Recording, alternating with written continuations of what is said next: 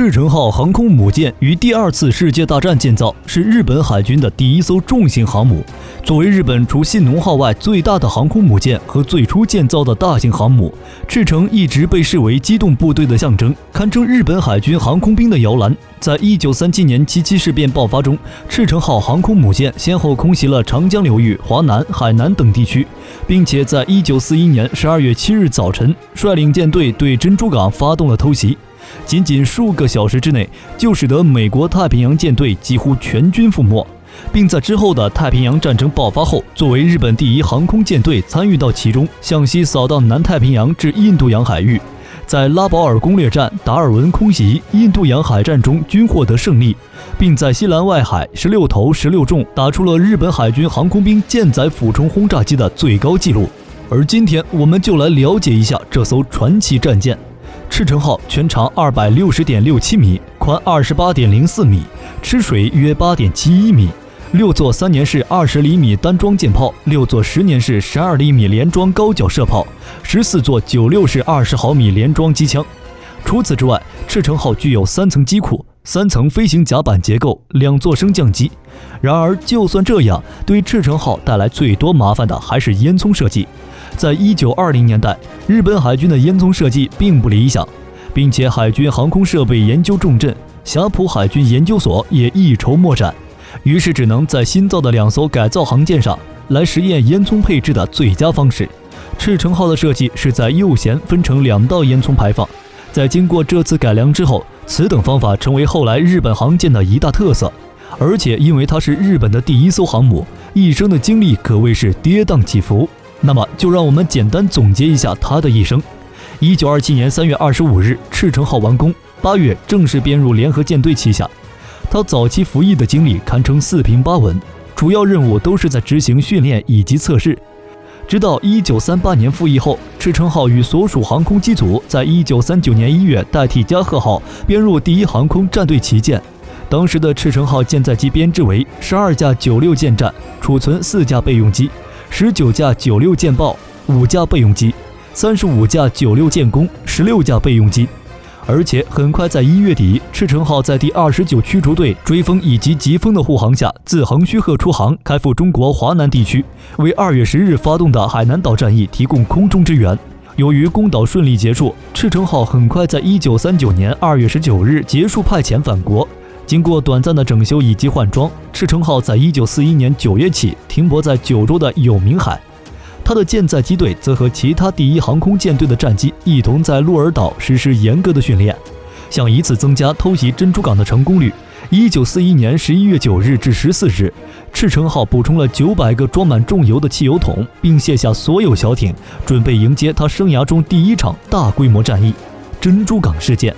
1941年12月7日，赤城号发动2波攻势，配置基数如下：第一波攻击部队为97舰攻27架，水平轰炸群15架，鱼雷轰炸群12架，零战9架。第二波攻击部队为99舰爆18架，零战9架。2波奇袭之下，赤城号第一波损失了1架零战，10架飞机中弹，共战死2人。第二波损失4架99舰爆，13架飞机中弹，共战死8人。随着战役结束之后，赤城号在12月24日回到日本。1942年1月，赤城号开始了它的南向扫荡之旅，首先是开赴拉保尔发动攻击，并在2月对澳洲达尔文港发动轰炸。印度洋海战中屡战屡胜，西兰外海16投16中，打出了日本海军航空兵舰爆队实战最高纪录，创下无敌机动部队的名声。不过经过数月征讨，赤城号在4月1日印度洋攻势发动时，只剩下18架舰载、18架舰攻、18架舰爆和苍龙与飞龙等中型航舰，战力已趋伯仲。因此在4月24日，赤城号开回母港横须贺进行短暂补充及休整。1942年6月4日中途岛海战中，赤城号作为第一机动部队旗舰的身份参战，可就在上午10时20分，遭到了来自美军企业号航空母舰 VB6 轰炸机分队3架 SBD 式俯冲轰炸机投弹攻击，其中1枚命中了中部升降机附近，并贯穿飞行甲板与机库引爆，而另1枚则是近视弹擦过舰尾后方甲板，并破坏了舵机。当时机库内正在进行舰上攻击机的加油与将陆用炸弹改换装弓箭炸弹的挂弹作业。炸弹带来的连锁爆炸使得舰上火灾一发不可收拾，但是火灾并未延烧到赤城号的下部结构，因此火灾于中午12点一度已被控制。可由于航空汽油着火，赤城号上的状况持续恶化，直到晚上7点20分，发现坚持已毫无意义。舰长青木太二郎下令弃舰，伤员和幸存人员向驱逐舰蓝号和野分号转移，并在同一时间请求下令击沉赤城号。位于后方大和号上的山本56接到了这份电报，面对自己曾经担任过舰长的赤城号，他的心情是复杂的。如果还有一丝希望，他也不想放弃机动部队历史悠久的旗舰。7点25分，大和决定暂缓对赤城的处分，并向第4驱逐舰队下达今晚担负赤城警戒，对来犯之敌予以歼灭的命令。南云也曾经向第10战队司令官木村进发出过长良能否拖住赤城航行的询问。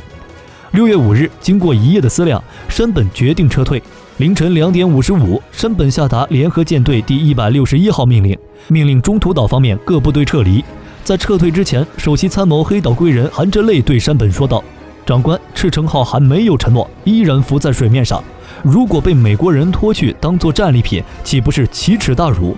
山本听完这些话，回答：“我曾经是赤城的舰长和一航站司令官，所有责任由我一人承担。我回去后会向天皇陛下谢罪。”但随后，山本在6月5日4时50分下令，由第4驱逐舰队击沉依然漂浮在海面上的赤城号。在20分钟内，4艘驱逐舰都射出了鱼雷。7分钟之后，这艘日本海军最大的航空母舰缓缓向左横倒。驱逐舰五峰舰长中山清治在随后的日记里描述，那声音就像是有生命的东西在悲鸣一样。海水渐渐没过它的甲板，最终沉没于北纬30度30分，西经178度40分，准确沉没时间是凌晨4点55分。距离日出5分钟前，赤城终究没有看到第2天的太阳。